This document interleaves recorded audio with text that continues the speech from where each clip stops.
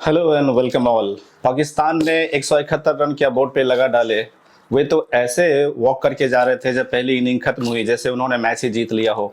एक तरफ उनके जो दर्शक थे वे खुश हो रहे थे कि जैसे मैच ही जीत चुके हैं। वे चलो वो तो खुश हो रहे थे, वे फिर भी थोड़े, क्योंकि अभी तक वो उम्मीद नहीं कर रहे थे कि भारत के खिलाफ उनकी टीम इतना रन भी बना पाएगी।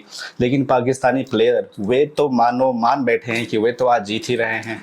उन्हें पता नहीं है कि भारत 8 बल्लेबाज के साथ खेल रही है और एक अर्शदीप सिंह जैसे बॉलर की कुर्बानी देकर भारत 8 नंबर तक बैटिंग रखती है। तो 171 रन क्या ही उनके लिए मायने रखेगा। वही पाकिस्तान के ऐसे बॉलिंग अटैक के पास, जहां हरीश रावत जैसे बॉलर ही खुद को स्टार समझते हैं और वे पहले से ही ये मानते हैं कि उनके जैसा स्पीड बॉलर तो फास्ट बॉलर है ही नहीं पूरे वर्ल्ड में, और कभी भी बहुत ज़्यादा पाकिस्तान को मैच नहीं जिता पाए हैं वे। खैर, ये तो वो भी धन्य हो जो भारत ने 4 कैचेज छोड़े, जिसमें कि 3 तो बहुत ही इजी कैचेज थे। अगर भारत ने वे 3-4 कैचेज नहीं छोड़े होते तो पाकिस्तान 150 रन भी नहीं लगा पाती बोर्ड पर। और पाकिस्तान को ये भी सोचना चाहिए कि जब उनके 10 ओवर के आसपास, जब बोर्ड पे लगभग 100 रन बन गए थे, जब फिनिश कर रहे हुए तो मात्र 171 रन पर, ये अपने आप में एक अजीब सी बात है, एक हंसने वाली बात है।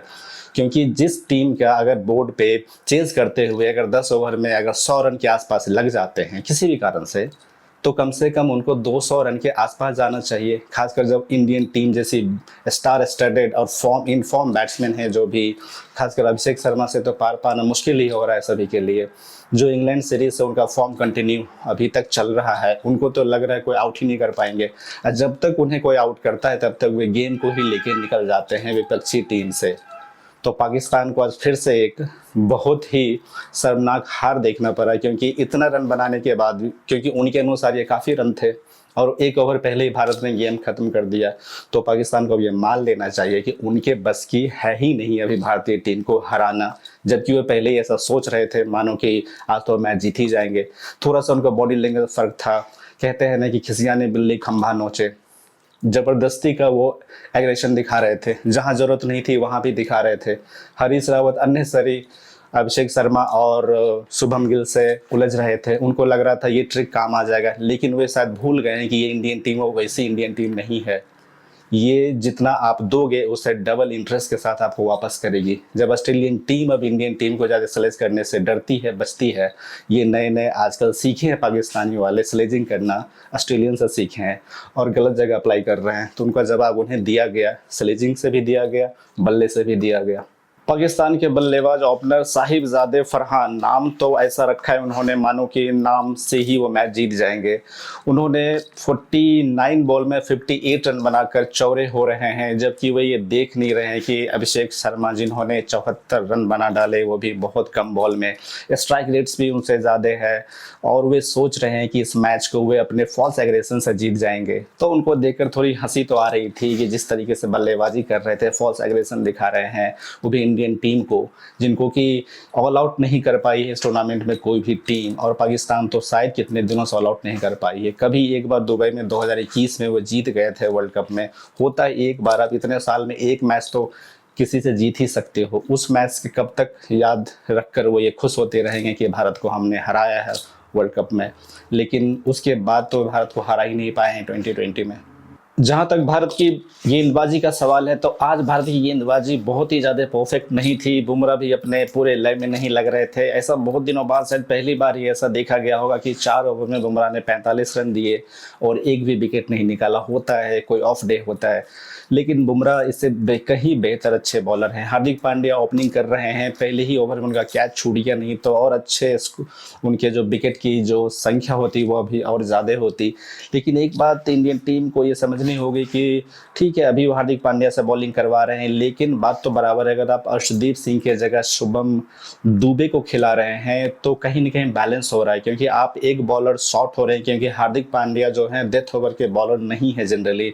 आखिरी ओवर अगर इसके जगह आज के मैच में अगर अर्शदीप सिंह होते तो पाकिस्तान इतना भी रन नहीं बना पाता, क्योंकि उस समय हार्दिक पांड्या के ओवर में 15-16 रन चले गए थे जब वो लास्ट में फिर से बॉलिंग करने आए। तो देखना होगा भारत को, एक और कॉम्बिनेशन ट्राई करना होगा कि आप 7 बल्लेबाज से भी खेल सकते हैं। काफ़ी होता है 7 बल्लेबाज, क्योंकि 20 ओवर का ही होता है, तो आपके बैट्समैन ऑलरेडी फॉर्म में हैं, ऊपर के टॉप ऑर्डर्स भी फॉर्म में हैं, तो आप अर्शदीप सिंह को भी कॉम्बिनेशन में डाल के देख सकते हैं, क्योंकि आपको वर्ल्ड कप की तैयारी करनी है। ये एशिया कप में बहुत ज़्यादा कॉम्पिटिशन नहीं है, आप अपने कॉम्बिनेशन को थोड़ा चेंज करके देख सकते हैं। शुभम दुबे के जगह आप अर्शदीप सिंह को खेला करके आप एक प्रॉपर 2 फास्ट बॉलर्स रहेंगे, तो जो शुरुआती के पावर प्ले में थोड़े रन निकल जाते हैं या डेथ ओवर्स में एक बॉलर शॉट इंडिया दिखने लगती है, क्योंकि आप आखिरी के जो ओवर होते हैं उसमें स्पिनर से बॉल नहीं डलवा सकते हैं जनरली, तो वहां पे थोड़ा भारत को देखना होगा। ठीक है, अभी इस एशिया कप में आप इस कॉम्बिनेशन से खेल सकते हैं, लेकिन वर्ल्ड कप जैसे मैच के लिए आपको एक प्रॉपर कम से कम 2 फास्ट बॉलर्स तो ऐसे होने चाहिए, क्योंकि पावर प्ले और जो आखिरी में जो फास्ट बॉलर्स की जरूरत होती है वहाँ पे एक्सपीरियंस्ड बॉलर चाहिए, स्पेशलिस्ट चाहिए। खासकर अर्शदीप सिंह तो इंडिया के भी टॉप बॉलर्स हैं, क्योंकि उन्होंने 100 विकेट भी लिया है 2020 में, तो ये कॉम्बिनेशन को भी गौतम गंभीर और टीम मैनेजमेंट को ट्राई करने की जरूरत है। फिलहाल शिवम दुबे 2 विकेट आज भी उन्होंने लिया, ठीक है, अच्छी गेंदबाजी कर रहे हैं, विकेट भी उन्हें मिल रहा है, लेकिन उन पे आप रिलाई नहीं कर सकते हैं बड़े मैच से। जब ऑस्ट्रेलिया, इंग्लैंड या न्यूजीलैंड, साउथ अफ्रीका से टीम आएगी तो आप शिवम दुबे पे रिलाई नहीं कर सकते हैं, आपको स्पेशलिस्ट बॉलर चाहिए। उनकी बल्लेबाजी भी ठीक है, लेकिन आप 7 ऑलरेडी जब बल्लेबाज आपके पास हैं तो उनकी ज़रूरत पड़ेगी ही नहीं, तो आप वहाँ पे एक बॉलर्स एक्स्ट्रा खिला सकते हैं, इस चीज़ को देखना होगा। और वही आज तो चलो पाकिस्तान एक कमज़ोर टीम है, अभी एशिया कप में कोई ऐसी टीम ही नहीं है जो भारत को बहुत ज़्यादा कंपटीशन दे सके, लेकिन आपको अपने आगे आने वाले मैचेस की भी तैयारी करनी होगी, क्योंकि इंटरनेशनल मैच जो होता है उसका जो टेम्परामेंट होता है वो अलग ही होता है। तो यही वो स्टेज है एशिया कप जहाँ आप वो फॉर्मेट, वो कॉम्बिनेशन भी ट्राई कर सकते हैं जो आप वर्ल्ड कप या कोई भी बड़े सीरीज या टूर्नामेंट्स के लिए आप टीम, क्योंकि आपके पास प्लान ए और बी दोनों ही होना चाहिए। आप बार बार अगर प्लान ए के साथ जाएंगे और कभी अगर ऊपर अभिषेक शर्मा जल्दी आउट हो जाएंगे या बॉलिंग में हार्दिक पांड्या से कहीं ज़्यादा रन निकल जाएंगे, तो फिर आपको प्लान बी पे जाना होगा। इसलिए दोनों ही कॉम्बिनेशन को आप लेकर चले, क्योंकि होता है मैच सिचुएशन होता है, कोई भी बल्लेबाज कभी जल्दी आउट हो सकता है। अभी अभिषेक शर्मा अच्छा खेल रहे हैं तो ये जो टीम का वीकनेस एक्सपोज नहीं हो रहा है, लेकिन वहीं पे अगर हार्दिक पांड्या 1-2 ओवर 3 ओवर में अगर बहुत ज़्यादा रन चले जाते हैं तो आपको एक स्पेशलिस्ट बॉलर की ज़रूरत पड़ेगी। इस चीज़ को देखना होगा गौतम गंभीर और सूर्य कुमार यादव को भी। जहां तक भारत की बल्लेबाजी का सवाल है तो अभिषेक शर्मा से पार नहीं पा रही है कोई भी विपक्षी टीम, और शुभम गिल ने आज बहुत अच्छा इनिंग खेली। और मैं यही कह रहा था कि शुभम गिल को अपने स्ट्रेंथ पे खेलना चाहिए, जिस तरह वो इंग्लैंड में खेल रहे थे। उनका स्ट्रेंथ है ग्राउंड के अलोंग मारना, चौके ज्यादा मारना। उनके स्कोर बोर्ड पर आप देखें कि एक भी छक्का नहीं है, 8 चौका है, तो यही उनको करना है। उनको अभिषेक शर्मा को मैच नहीं करना है। अभिषेक शर्मा ज्यादा 6 मारते हैं, जो आज उन्होंने मारा भी, 5 छक्के उन्होंने लगाए, तो दोनों का गेम अलग है। तो आज जो शुभम गिल ने गेम खेला वही उनका रियल गेम है, यही उनको खेलना है। और होता भी है, दोनों ओपनर अलग तरीके से होने भी चाहिए। दोनों अगर एक्सप्लोसिव होंगे तो विकेट गिरने के चांसेस ज्यादा रहते हैं। और अभिषेक शर्मा सही में बहुत दिनों बाद मुझे खासकर लग रहा है कि युवराज सिंह के बाद अगर किसी की बल्लेबाजी बहुत स्टाइलिश और फ्लैम्बॉयंट, खासकर जो लेफ्टी बैट्समैन की अगर बात करें तो बहुत दिनों के बाद युवराज सिंह की झलक दिखती है अभिषेक शर्मा में। उनके वे शिष्य भी हैं, स्टूडेंट भी हैं, उनसे सीखते भी हैं। और उनकी बैटिंग और युवराज सिंह की बैटिंग में थोड़ा सा फर्क है। युवराज सिंह का जो बॉटम हैंड था वे थोड़ा नीचे पकड़ते थे, पर उनके पास पावर ज़्यादा था अभिषेक शर्मा से। लेकिन अभिषेक शर्मा थोड़ा लॉन्ग हैंडल पकड़ते हैं, तो उनके दोनों की बैटिंग स्टाइल थोड़ा सा फर्क है। लेकिन फ्लैम्बॉयंसी और जो एट विल छक्का मारने की दोनों की एबिलिटी, ये दोनों में सिमिलर थी। तो आज का मैच देखकर मज़ा ही आ गया। खासकर जो अभिषेक शर्मा ऊपर से जो डैमेज करते हैं, कोई भी बॉलर उनके सामने आता है वे ही मोमेंटम सेट करते हैं भारतीय टीम के लिए। और शुभम गिल का फॉर्म में आना थोड़े अनफॉर्चुनेट रहे कि 50 नहीं लगा पाए, लेकिन उनका वो फॉर्म दिखा जो इंग्लैंड में लास्ट खेल रहे थे टेस्ट मैच में। वही लग रहा था कि वो शुभम गिल खेल रहे हैं जो इंग्लैंड में 750 से ज़्यादा रन बनाकर आए हैं। यही इनिंग और यही गेम उनको खेलना है। तो फिर भारत की जो ओपनिंग जो प्रॉब्लम हो रहा था एक साइड से, जो लंबी साझेदारी नहीं हो रही थी, आज वो साझेदारी दिखने को मिली।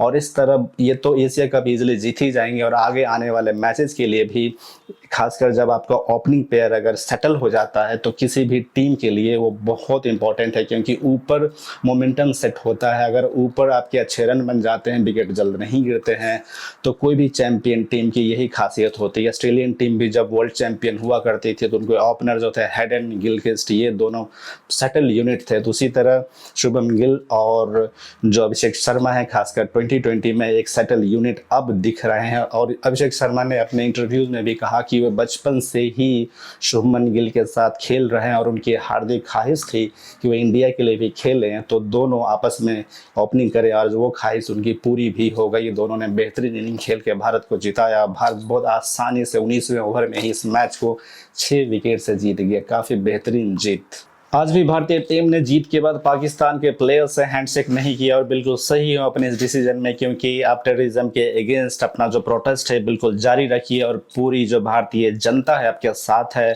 क्योंकि मंच कोई भी हो, टेररिज्म किसी कीमत पे बर्दाश्त नहीं की जाएगी, चाहे वो पाकिस्तान हो, चाहे कोई भी देश हो।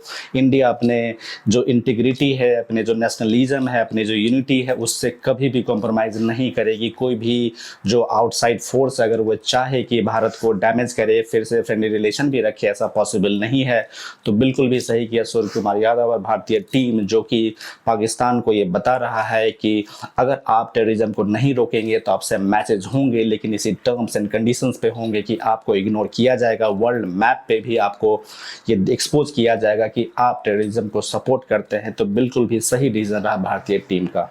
भारत का अगला मैच बांग्लादेश से है 24 सितंबर को, और ये मैच भी भारत आसानी से जीत जाएगी, क्योंकि जब पाकिस्तान जैसी टीम नहीं टिक पा रही है तो बांग्लादेश क्या ही टिकेगी। लेकिन भारत को एशिया कप जीतने के साथ साथ अपने सभी कमियों को दूर करना होगा, क्योंकि उनका मेन टारगेट होना चाहिए जो वर्ल्ड कप आने वाला है उसके लिए। और वो सभी अपने जितने प्लान्स ABCD हैं सभी को इस्तेमाल करें, सभी प्लेयर्स को मौका दें, सभी को गेम अवेयरनेस है वो भी मिलेगा। और एक इंटरनेशनल मैच का जो एक्सपीरियंस होता है, जो टेम्पो होता है, जो माइंडसेट होता है, वो अलग ही होता है। चाहे आप नेट्स में कितना भी प्रैक्टिस कर लें, तो भारत के लिए एशिया कप एक प्रैक्टिस की तरह ही है, क्योंकि यहाँ टीमें उतनी मजबूत है ही नहीं जो भारत को एक कंपटीशन दे सके। फिलहाल इस वीडियो में इतना ही। तब तक आप एंजॉय करते रहिए एशिया कप को और भारत को सपोर्ट करते रहिए कि भारत इस मैच को, जो आने वाले हर मैचेस को जीते और एशिया कप जीत करके ही घर वापस आए।